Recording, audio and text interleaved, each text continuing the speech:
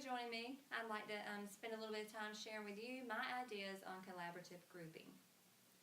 For my classroom, I have come up with a strategy, and I'd like to call it the collaborative islands. It's the candy bar islands. For me, what I will do in my classroom to arrange collaborative groups is I'll have my environment, my classroom, set up with the desk facing one another in a square. Each of these squares will have or consist of 4 to 6 students, or 4 to 6 desks, chairs, whatever my classroom provides. And this will be conducive for collaborative grouping. Each square will be considered an island.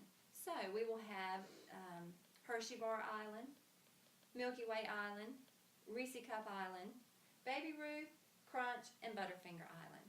These will be the islands in our classroom, and for my students, whenever they receive an assignment that is a collaborative grouping assignment, all they'll need to do is report to my Collaborative Islands map. This will be at the front of the room. For my map, it'll be laminated. I'll have 6 Velcro pieces on each island, and the students will come up and look for their name. I will have name tags already made. They'll be laminated also with Velcro. And I will just, I'll form my groups ahead of time, and I will simply put their names where they need to go. The students will report to the island, and then to the map, and then to the island. This will make it easy for me to change grouping throughout the year and make it less confusing for students, because they know each time they have a collaborative grouping assignment, they simply look at the map and it tells them where to go. Once they report to their island, there will be a bucket on their island, on their tables. The bucket will consist of popsicle sticks. Each popsicle stick will have a job title and a job description. The first thing the students do when they report to their island is draw a stick. The stick will let them know their job assignment for that day, or for that group, for that assignment that I give them. For my popsicle sticks, each one will have a different job description. The jobs for the islands will be mayor, resource manager, secretary, journalist, and a judge. Those are all needed on an island, you know. The mayor is going to be responsible for reading all directions to our students. The mayor will be responsible for helping to clean up. The mayor will be the only person that can come to me for that group for a question. Now, the mayor will also begin every session by reading the island rules. The island rules will be what I have created, guidelines for my students as they work through collaborative grouping activities. These rules will be posted above my Collaborative Islands map, and like I said, the mayor is responsible for reading this every time before they start their assignment. The resource manager will collect and return all needed materials for the particular assignment. So once the materials are finished with, at the end of the assignment that day, they return all the materials back to their proper place.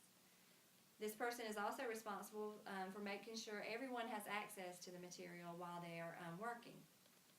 And he or she is also responsible for helping clean up. The secretary, this is our timekeeper.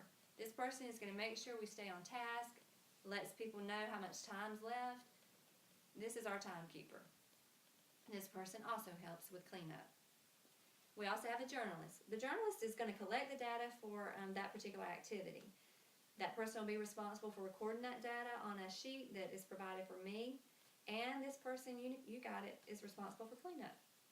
The judge.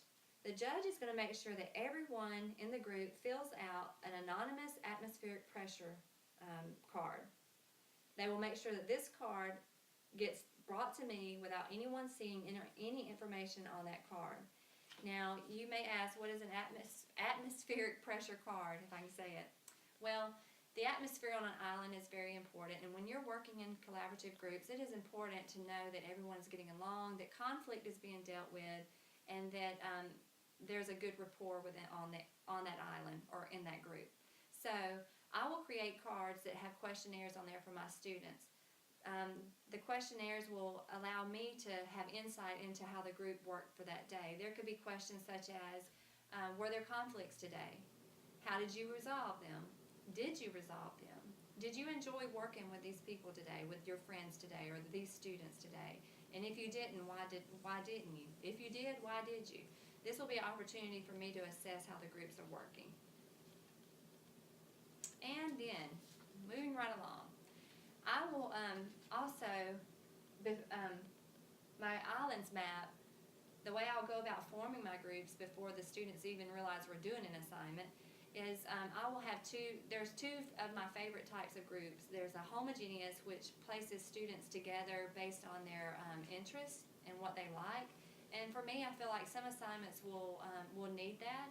So that will provide me the opportunity to do that using the island map. Or I might choose a heterogeneous type grouping, which is, and if I do that, I will use learning differences in order to create those groups. And for me, based on research, I would choose one low-level student and a couple of middle-level students, and then at least one high-achieving student. This will, based on research, will give us the best results. So those are the ways, that's how I'll form my groups. But even more so important is giving my students the opportunity to get used to this type of instruction.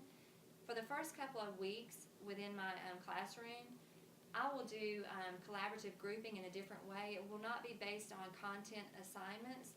Rather, it will be on more icebreaker type activities.